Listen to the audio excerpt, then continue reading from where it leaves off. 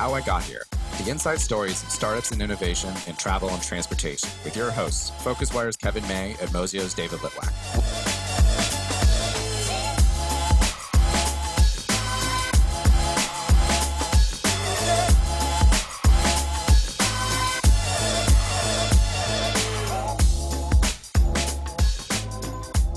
Hello, everyone, and welcome to How I Got Here, Mozio and PhocusWire's podcast about the innovators in travel and transportation. Today, we're joined by Julian Weselek and Julian Stiefel, the founders of Tourlane, a platform that mimics the role of an in-person travel agent to plan and book all aspects of multi-day trips for individuals and small groups. Tourlane has raised a total of $67 million and is based in Berlin with about 250 employees. And thanks for joining us, Julian and Julian. Thanks for inviting us.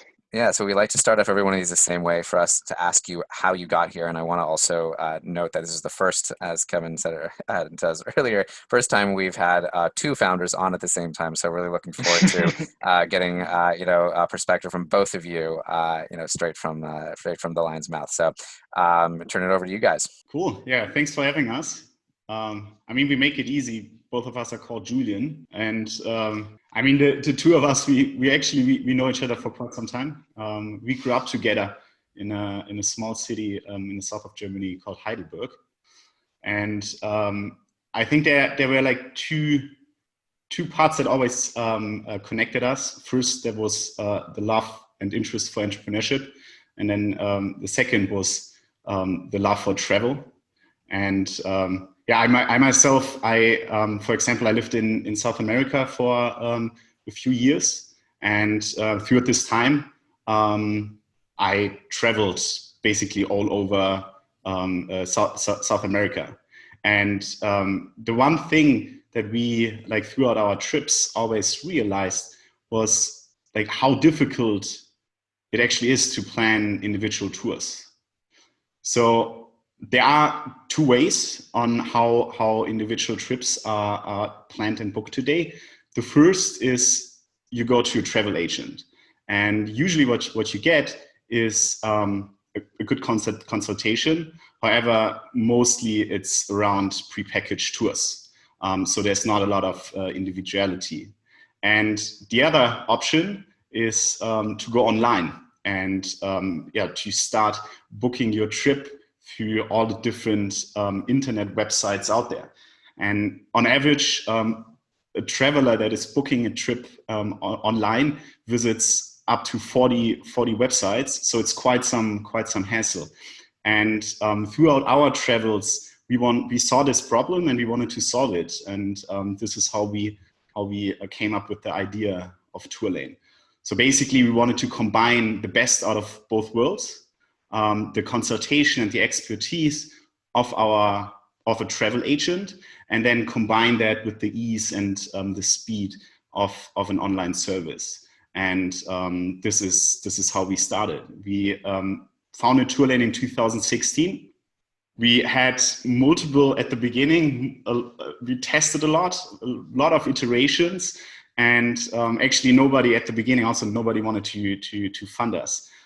So we had to get our learnings, and over time we're able to shape in our business model, and then eventually raise the first round of funding. And this is how the journey then began. So I think that everyone who's been in the travel industry for a while has heard a version of you visit X number of sites on average. I've heard 28. Apparently, I didn't know it had gone up to 40 since the last time I heard that stat. So I think that it begs the question of kind of like, let's delve a little deeper into your approach, right? Because I think the travel planning, it's kind of the holy grail of a lot of different, of startups that have tried to tackle this. So clearly, you guys have attracted a lot of funding, $67 million. You have 250 employees. You've achieved a level of success already that a lot of these other travel planning startups have not. But I'm curious, we can get a little bit deeper into this. What exactly go into? How are you doing balancing the consultation of travel agents with the other side of things as well? David, before answering this question, I quickly want to add one comment to Julian. Actually, we've never shared it. I don't know if we shared it, but the very first two investors we ever had were both our mothers. So these were the only ones at the very beginning before deep diving into the market and really understanding us who gave us money and who eventually kicked it off and financed it. But yeah, to answer your question, I think what really stuck us when deep diving into the market is once we realized why actually it's so complex and hard to book these coherent trips online, because how companies went online and brought inventory online, it was all about making one vertical accessible on a very broad basis. Yeah, so booking, making hotels accessible, all the flight companies making flight booking easy, get your guide on the activity side. But when it comes to the coherent trip, this was very much still in the hands of classical tour operators, yeah, which were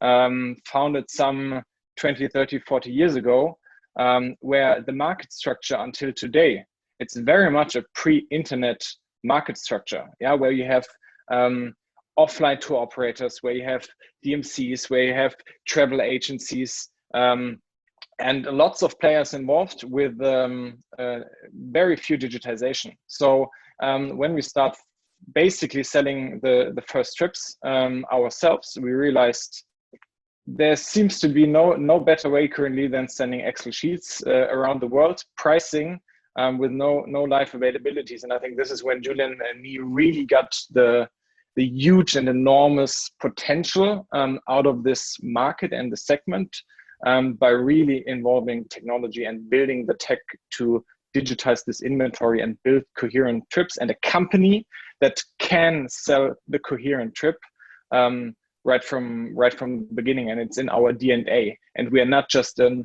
hotel selling site. We are not just a flight booking company. We are focusing on the entire trip, where our DNA is. We are explorers. It's not about just one item for us. It's about the entire experience.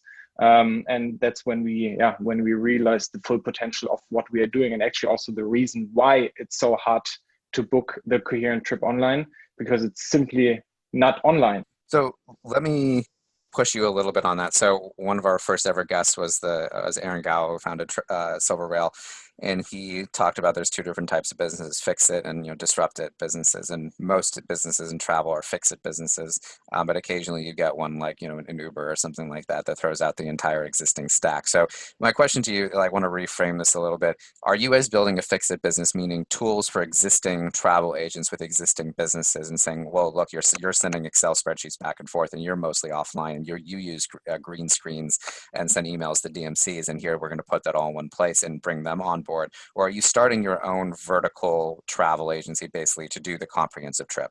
I mean, we start our own tour operator, where we from the start wanted to bring the expertise of travel agents online, and we basically build our software, the tools for our travel agents to be able to very easily put together the most unique but also like curated trips, and really cater and define them to the wishes of all customers and travel preferences that people have. Very cool. No, I think there's a huge opportunity there, in that you see a lot of these more traditional guys. I mean, Mozio works with TUI, and there's Der Touristik, and there's a bunch of brands that unless you're deeply involved in the travel industry, people don't realize are actually massive multi-billion-dollar companies.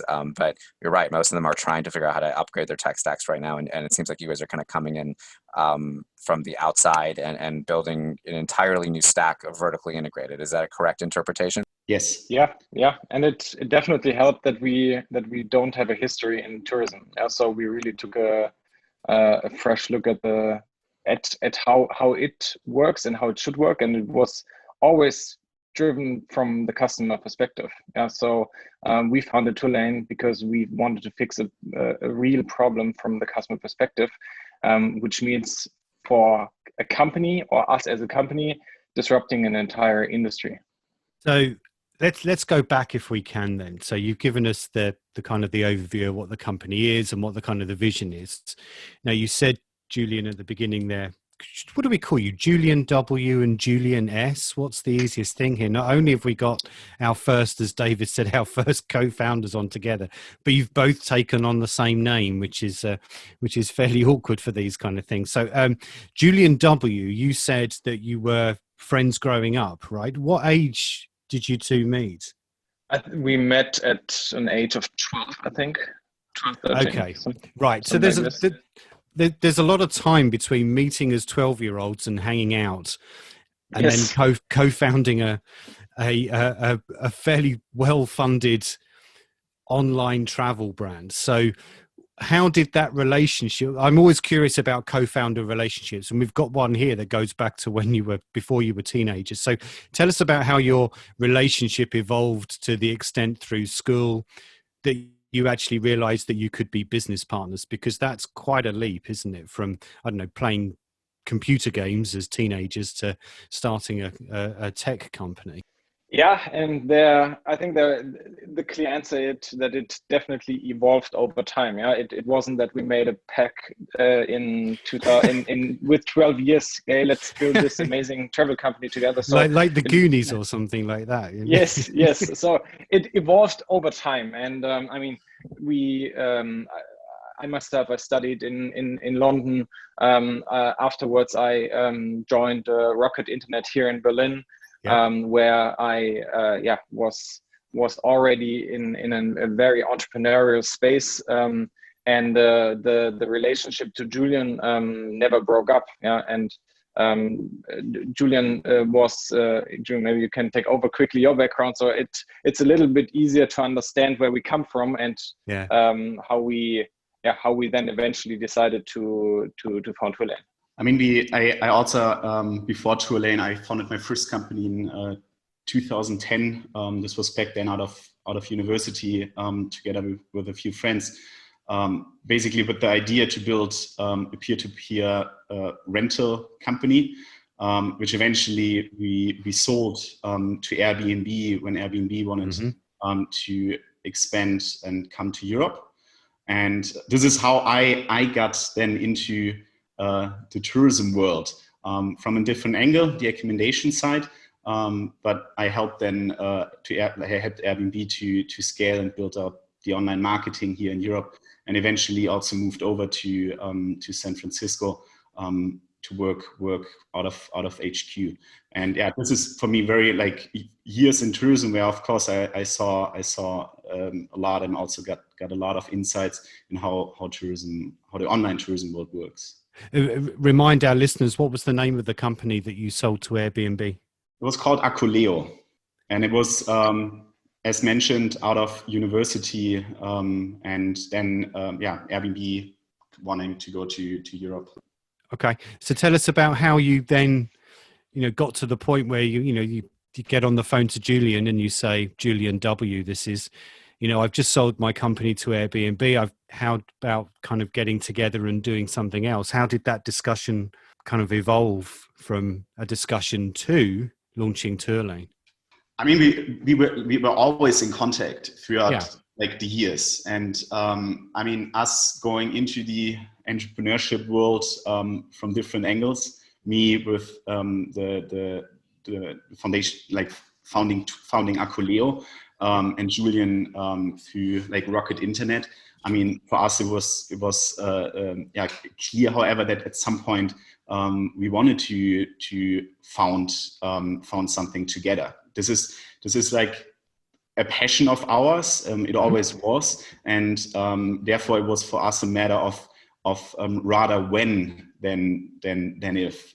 And I was then from 2013 until 2015 lived in San Francisco, and I mean, throughout that time we were always in very close contact and basically discussing when would be a right time to kick this off and to start something new. Did you have the idea? Sorry to interrupt. Just on that, did you have the idea for Turlane then, and you were just waiting for the right time to launch it, or was it pretty quickly? I mean, the travel industry, and especially the planning part of unique travels, somehow broken. This is something that we also saw, like, also beforehand throughout our own experience that we did planning and traveling ourselves. I think the question is then, like, how do you start? How do you come together? And then how do you kick it off? And I think for us it was really, I mean, again, that we wanted to do this. This was clear. Was more often when.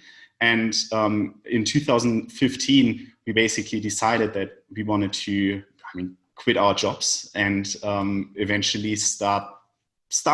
And I think this is what it comes down to. It's the starting and just for the first few months, start running and see where this goes.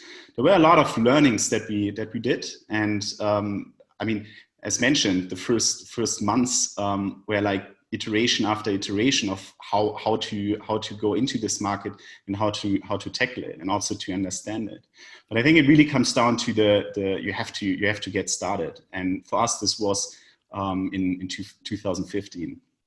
I'm interested. Last one from me for a while. I'm curious. Why did you go for the multi-day route rather than the single-day route? Because I wonder, is it because your compatriots get your guide? It's obviously really gone for it with the single kind of tours, single-day tours.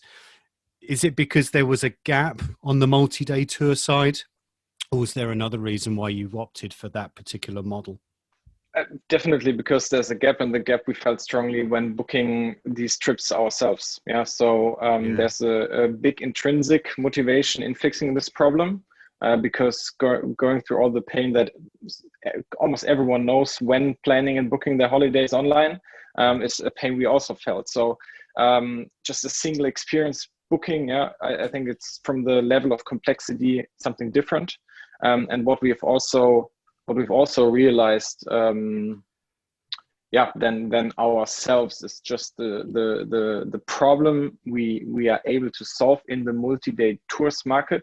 It's enormous, and also the brand potential that lies within this segment, it's also enormous. When we see about the level of interaction that we have with our customers, that's pretty unique. Yeah, since we are not just there for just one day, we are there for their entire holiday, and often our trips are being booked quite in advance. So this means for us, we really build up a close relationship to our customers with our service, with our trips, and eventually with our brand. And that's what we strongly believe in is also missing in this segment. A very strong customer experience and brand that delivers on it.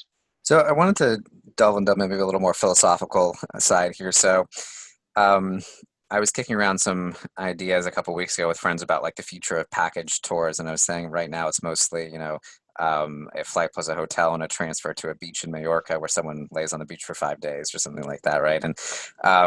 And what prompted that kind of insight, I was asking, is there something for younger generation there? And I remember a friend showing me a music festival package, and it was a hotel and a bus to a place with a lot of parties and a bunch of dinners. And I was like, this is a young person's package tour. And I was thinking about, there's a famous phrase in Silicon Valley: you only make money by bundling or unbundling. And it made me think about, next generation iterations on kind of some of these traditional formats. And so I'm curious how you guys have thought about how to push for the traditional tour operator, brand and experience, because there's one philosophy of saying, okay, well, we're just going to add a digital element on an underlying model that maybe mostly older generations still use, or there's trying to be like, not only is it technology, but we're also trying to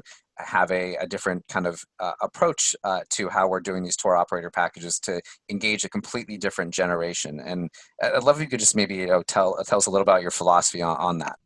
There are so many different types of preferences and wishes out there on how trips should be packaged and how customers want to travel, that it's it's not about that, that those trips, it's not possible to put them together, but to put them together in a curated way that those trips make sense, and that they fit to the customer preferences. That is the actual problem. And this is also the underlying problem that exists in the package tour industry.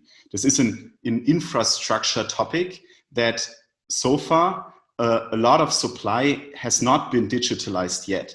And if so, it has been digitalized by single individual players in single verticals, like Booking, Airbnb, Get Your Guide for Activities, or Skyscanner Flights, Kayak. So those are items that are served in different verticals, but the horizontal layer on how those different items need to be put together so that they make sense and that they actually fulfill the wish of the customer. That is the big problem that needs to be solved within the package tour industry. And this is also the technology that we have been investing in over the last years now to build up the supply. And there it's not about quantity.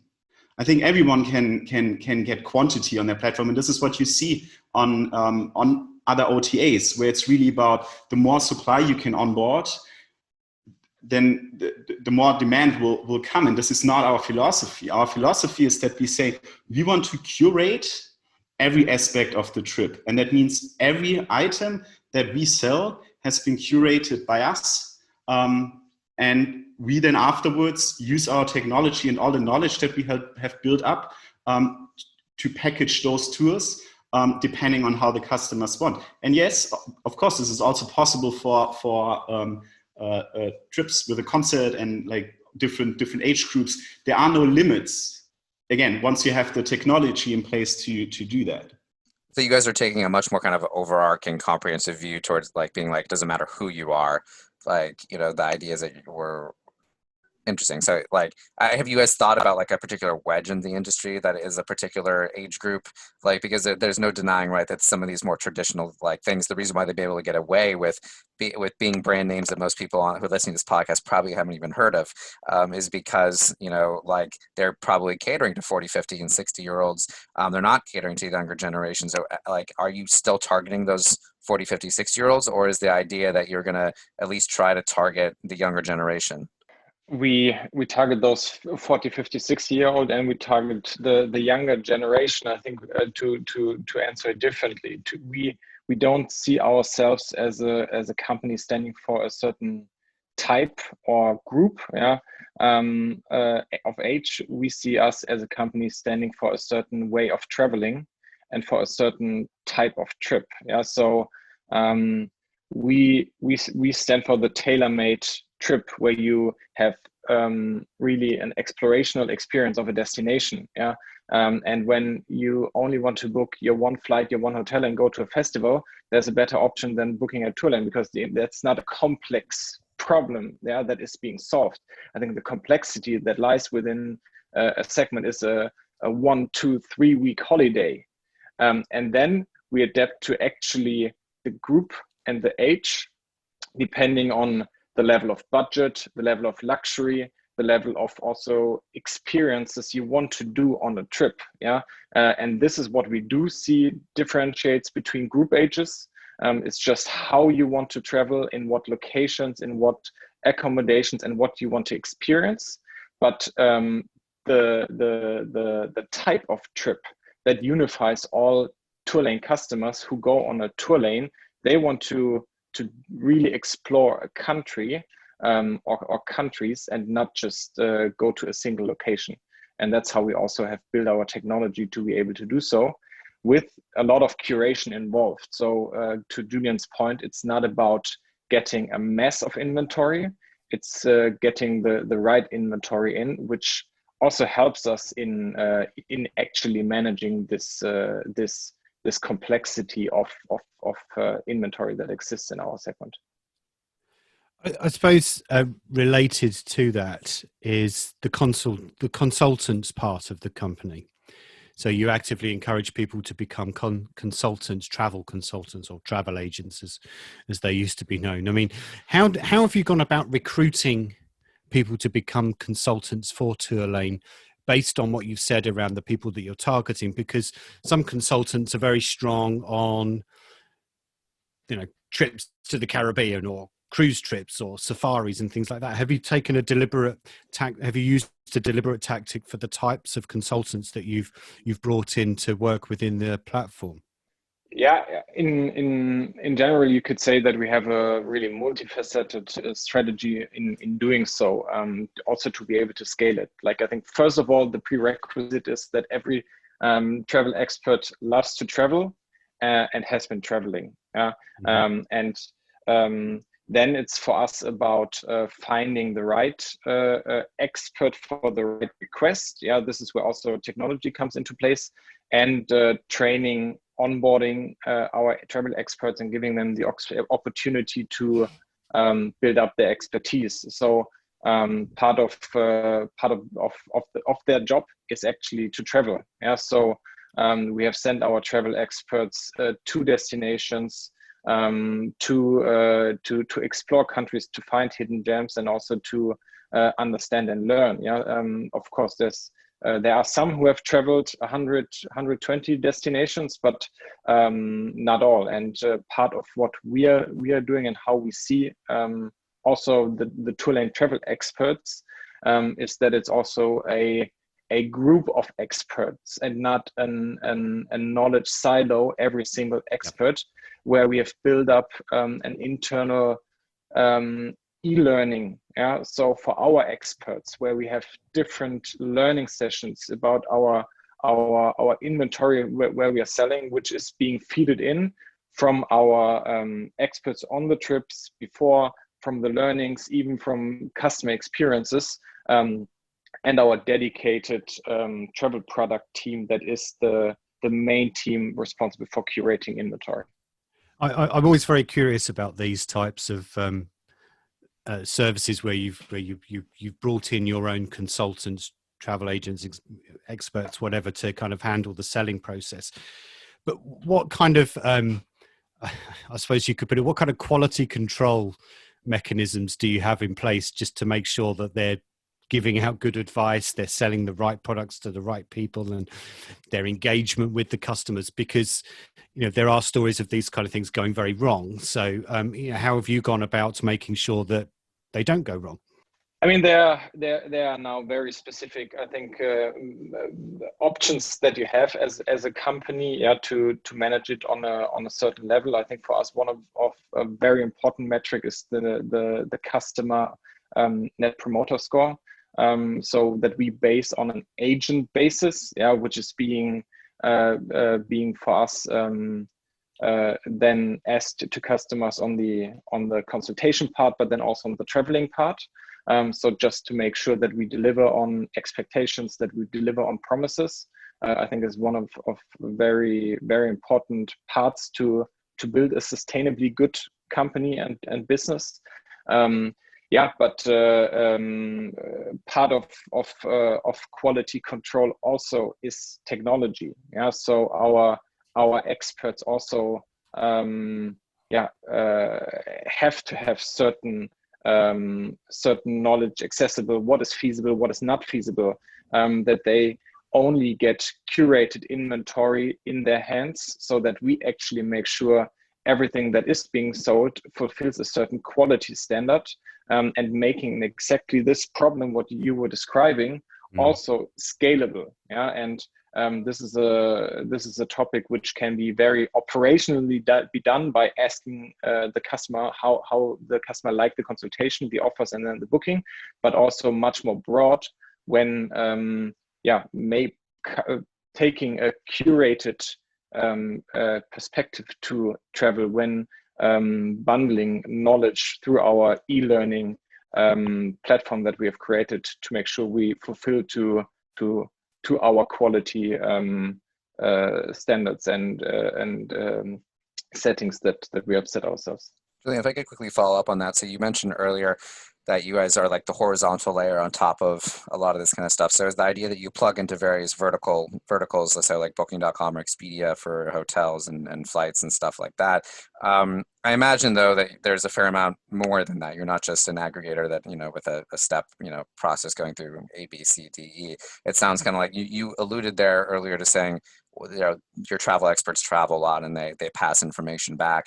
How are you basically saying, okay, well, we know that, Majorca, we really like this resort, and are you somehow adding a layer of classification on top for your travel experts to basically be like, this is a really good hotel versus just, the cheapest one that Expedia sends us? Or how are you taking these independent vertical feeds and splicing them in a way that like helps your travel experts? Exactly like you described. So first of all, there's a certain also operational level, which depends on whether we want and can work with OTA. So what is important for us, that we can control the quality of the entire trip. Yeah, and certain companies have the incentives or the strategy that they control their customer experience, and then I think it becomes a sort of incompatible at some point of time, and this limits also whether we want to actually work with the existing players, or whether we want to go directly to the service providers and integrate them directly, so we can actually make sure we are working in one quality setting. So this is for us very important. And when it comes to our travel experts, exactly how you described. So what we have built, we have built a curation layer on top of the inventory which we integrate. So we have an internal curation classification, where we are rating every item that goes in there in a very structured way, so that we can use it, and that it also is compatible per trip item. Yeah, so the information we have structured our accommodations is actually suitable to the information how we have structured our activities, and then our travel experts do get these pre-curated supply to their hands, which also is one of the key parts why we are able to control quality, where it's very hard when you go on just purely making sure you get as much inventory in as you need. Yeah, so what is also kind of inherent with a typical marketplace model, that you want to get as much inventory in as you can to also convert long tail requests. For us, it's something different. For us, it's not about as much as we can. For us, it's the right inventory curated for actually what we want to sell, and that's why we've also structured our tech accordingly. So to add to this, and also this is I think a core aspect that has been lost over the last decades online. It was really more about adding more and more supply to the different platforms, and then leaving the choice to the customer of finding out of hundreds of options the right one. And this is overwhelming and just not a good customer experience. And this is why we built this layer. Yeah, you said at the beginning, Julian, that apart from your respective mothers, you found it quite difficult to raise money. People wouldn't fund you. So, I mean, two-part question really. The first one is, why do you think it was difficult initially? And two, if you look at Tourlane, TourRadar, Evianos, it's been like that. And for those that are listening to on the audio, I'm raising my hand as it goes up at the end here. I mean, there's a definite trend amongst the three of you, the way you've raised money, and it's gone up exponentially in the last few years. I just wonder what has caught the interest of investors more recently that perhaps didn't in the first place. everyone who, to answer your first question, why it was hard. I mean, everyone who Julian and me pitched the idea told us, you two are crazy. You know the travel industry and you know internet business models, and out of all those industries, you're really taking travel, where it has been so hard to get funding all the way because the competition is so high. And I think that was core to why we had such problems. We were trying to get money basically based on an idea and on a pitch deck, where no one wanted to invest because no one wanted to burn their hands, as it's hard in travel. Yeah.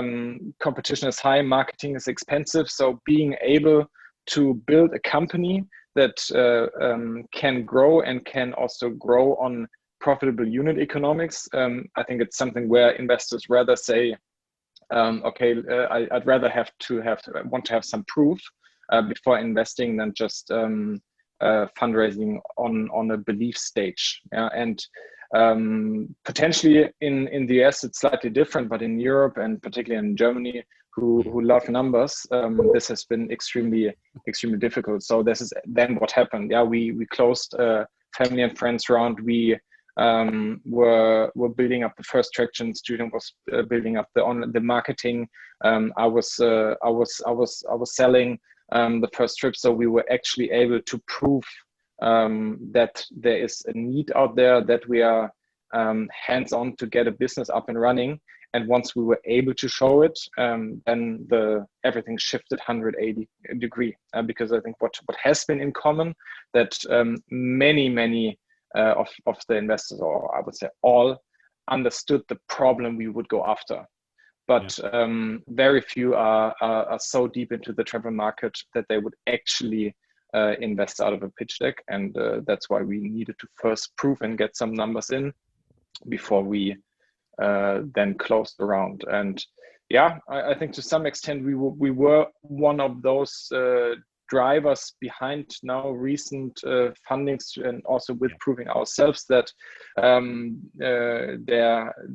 we were able to clearly show the market and how it can be done.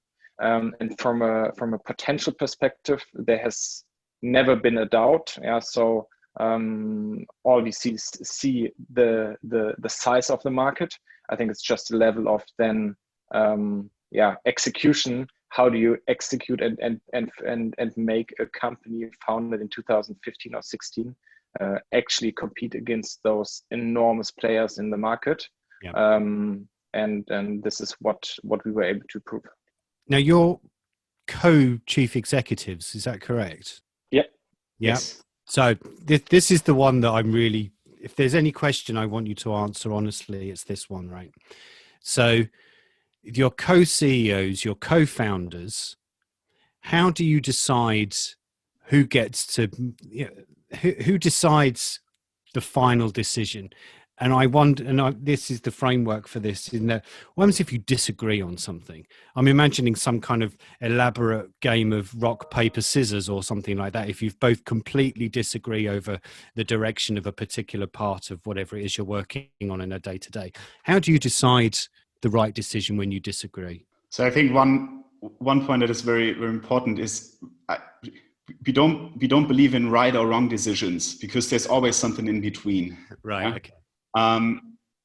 I think it comes down to like sitting down and talking about it, and then also in certain like situations disagreeing, but eventually committing to a decision, and then also living with it and seeing how it goes. And this is, I think, what we have been doing very, very good together. We also have like a different background. I have a marketing background. And focused then also like more on the like tech side of it, whereas Julian focused more on the finance and operations and sales side. So we have also a different different point of view, like in the different departments. Yeah, it's interesting. Yeah. And I mean, Actually, in preparing for this podcast, I listened to the one from Jochen Engert from Flixbus, there, where you were also asking how it actually is going with the three co-founders. So in that sense, I think it's even a little bit easier for us because we are just two. It's more intense because there's just one person you always talk to, and we have had so many hours and days and discussions, which is important. And I think also then the solution to it. It's a lot about communication, and then it's about disagreeing and commit, and this is what we have been living to, and what's important to make it also work as a co-leader of a company. Do you think, last one from me, I mean, do you think the fact that you are childhood friends makes it easier or more difficult in this setup? Because maybe it's easier because you know exactly what buttons to press from each other, and you probably can second guess the other person's decision. But it might be more difficult because the bonds are stronger and you perhaps might not want to disagree because of that friendship. I mean, you go through so many ups and downs when founding a company from day one. That a strong bond is an absolute advantage of knowing each other, and knowing that you can rely on somebody no matter what. So, like, us having this this friendship is huge advantage. Yeah, no, interesting, David. Yeah, no, it's funny, just to comment on that. I founded my company with a fraternity brother in college, but also a childhood friend I knew since middle school. And I think you sometimes get advice from people saying, avoid doing business with friends. And I think I would refine that to be avoid doing business with people you would like to hang out with just because you want to hang out with them, not necessarily because, like, you know, but I find close friendship, like it sounds like this is true for you guys, can actually significantly de-risk a situation because you really do know the emotional kind of up and downs you're going to be going into something and with someone else. So that's fantastic. I had one last question. I wanted to open it up and see if there's any ridiculous Tourlane experience you guys would like to share. So we've had funny anecdotes in the past of various Henrik from AirHelp kind of storming an airport in order to get the word out about his flight refunds, excuse me. We've had a lot of interesting anecdotes, and I imagine that there's got to be something that occurred that was unexpected or kind of completely out of the blue in the founding of Tourlane that you did not think you were going to experience. So we're just keep the question general here, and would love to hear. There are many funny stories and customer stories. I think one of the most recent stories we'd love was actually when Corona came. So once Corona came and the first borders were closed, for us it was all about getting customers back home safely. So we didn't care about working hours for ourselves. We didn't care about spending money. For us, it was all about getting all our customers around the world as quickly home as we could. So we were working really day and night, our customer service team, our experts team, to make this work, and there was just no single solution out there to bring customers home. And also a couple of people got stuck, where even we weren't able to do so. And one of the couples that got stuck actually for 6 weeks was a couple who got stuck on the Cook Islands. And they just had the time of their lives. And what they were doing, they were sending us pictures, motivating us from the beach, going scuba diving, just having the best time, where we were really in firefighting mode the entire day, which was for us during all these crazy times. Also a good anecdote that even if the situation is bad and as crazy as we would have never thought it could be, some good stories also happen to our customers. Well, I appreciate the pettiness that they showed there, and just kind of being able to sprinkle, on your open wound, their amazing experience. Anyways, I think we're out of time, but I want to thank both of you, Julian and Julian, for your time today. And yeah, this has been How I Got Here, Mozio and PhocusWire's podcast about the innovators in travel and transportation. And we release these weekly on Thursday. You can subscribe at Spotify, Apple Podcasts, wherever you listen to your podcasts. And yeah, and thank you very much for your time. And thank you again so much, Julian and Julian. Thanks a lot. Bye. Bye.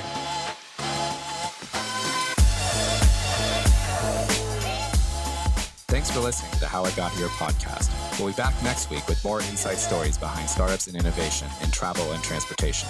Check mozio.com/move for a complete write-up of the highlights of every podcast with translations into 5 languages, and get your daily dose of news on the digital travel economy by subscribing to the newsletter at PhocusWire.com. See you next week.